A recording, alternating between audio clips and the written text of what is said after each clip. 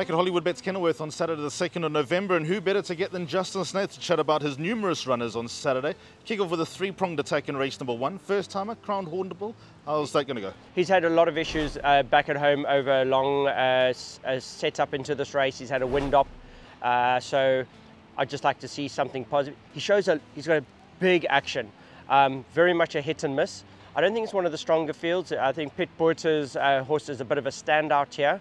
And I just started running a few horses because I thought it's a nice race to bring a young horse out in, because you should run, a half decent race here. And then 2 raced runners, Gold Splash and Full the Fluter. Any luck from them expected? Gold Splash is very quick at home. I think she'll be a 5 furlong filly. Certainly, I think look for a big improvement. There's no ways with the speed she shows at home that she should run like that, the way she ran first time out. And Full the Fluter is a horse that I find him very keen at home, and I think no better race than a bit of a 5 furlong to tuck him in and teach him to settle. Certainly a horse that's not going to be a maiden for long. He'll come out and he'll win in his next few starts. Then the second is the first of the features here at HQ. Really looking forward to it. 2 proven horses, Handsome Prince and Roman Agent. How are they doing? Roman Agent hasn't been on the grass. He had a very, very tough 2-year-old campaign, and he actually went off on me and jarred his knees. So I gave him a long break. I haven't galloped him. He's quite fit at home. Another horse I want to teach him to settle. He's going to be tucked in, and then see how he runs on. And if he doesn't run on, then I'm going to let him rip in the future. But a horse that you can't leave out of anything. Handsome Prince, I think he's going to be more deadly over 6 furlongs at Kenilworth, but he's a horse. I really believe that there's some serious talent here, especially for the sprints. No better race than this to showcase. Let's see where he is against his own age group. Race 3 starts the place accumulator, Justin. Let's start with Goodness Gracious Me. Looks like has all the attributes to be a reasonably nice horse. Look, I really rate this filly. I want to put it right out there. I think she's a filly that when we get to the long run in, everything up to 2,000 meters, I think she's going to be one of the better fillies around in her age group. Unfortunately, we short run in 1,400. If it was a mile, I think we'd take a lot of beating. There's some very smart horses here, and they're coming with the reputations, but no better filly to take them on than this filly. Got to go into everything. And then Sweet Nothing's in the same race? Yes, beautifully bred, but at home, temperament is all confused. So I just want to bring her on quietly, and let's hope she improves a bit. First leg of the Pick Sixes race 4. It's a very tricky race. Among the Clouds and Lickety Split, I mean, they run time and time again. Flip a coin? Yes, I think maybe this time, maybe a little bit towards Among the Clouds, because she's had a little bit of a break. But I do think that this track will be better for Lickety Split.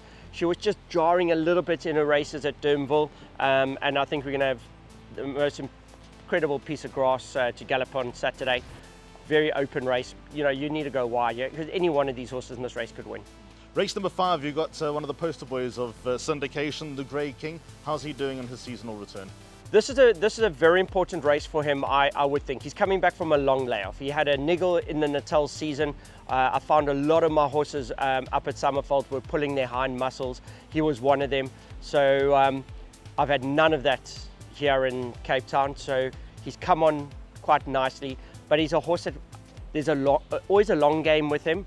I need him to settle. I know a lot of people would have seen him come out in the Derby, in the Daily News, and the saddle slipped and it was a disaster. He pulls really hard. He is well, and we can expect a good run from him. Future Turn, same race? Future Turn, very game horse. Also going to prefer Kenilworth. His knees were jarring a little bit his last few runs in at Durbanville. Certainly a nice backup for the Grey King, because he's just solid. He's like playing golf and Grant Knowles as your partner. Every day he's going to arrive, he's going to get you the 2 points, and this is the horse that is just like it. 6th race, 2 runners. Let's start with Gimme Lightning. How's that doing on his return to Hollywood Bets Kenilworth? None of them have been on the grass. These are all the horses I've saved from the firm ground. They should come out needing their runs, but Gimme Lightning can always pop up.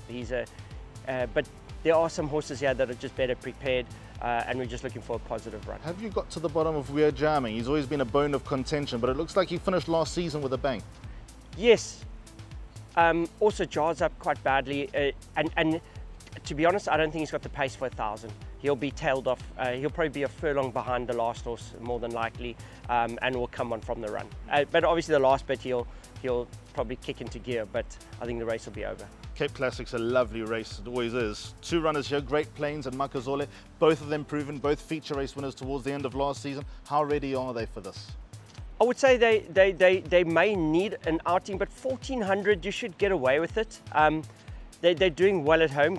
Great Plains is certainly a horse that will give him a little bit of a chance, and if he fires up, he's got a turn of foot that he could blow through any sort of field.